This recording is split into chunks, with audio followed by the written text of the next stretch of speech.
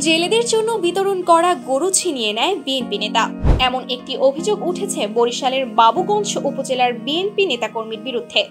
বরিশালের বাবুগঞ্জ উপজেলায় এক বিতর্কিত ঘটনার সামনে এসেছে, যেটি বর্তমানে সোশ্যাল মিডিয়া জুড়ে বেশ ঝড় তুলছে।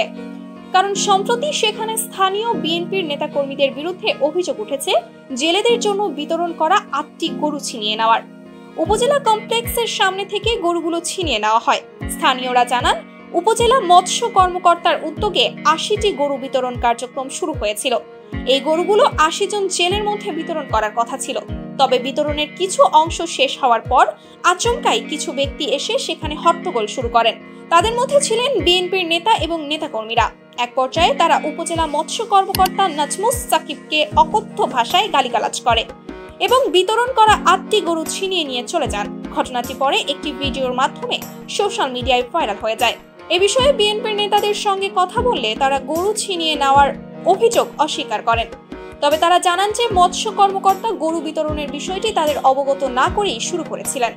তাদের দাবি, কোনো ধরনের সমন্বয় ছাড়াই এই ধরনের বিতরণ হচ্ছে, যা থেকে কিছুটা উত্তেজনা সৃষ্টি হয়। অপরদিকে মৎস্য কর্মকর্তা নাজমুস সাকিব জানান, তিনি যখন গরু বিতরণের প্রক্রিয়া শুরু করেছিলেন তখন সবকিছু নিয়ম মাফিক চলছিল। পরে কিছু অপরিচিত ব্যক্তি এসে গরু বিতরণ নিয়ে নানা ধরনের উচ্চবাচ্য শুরু করেন। তিনি জানান, একটি তালিকা অনুযায়ী গরু বিতরণ চলছিল।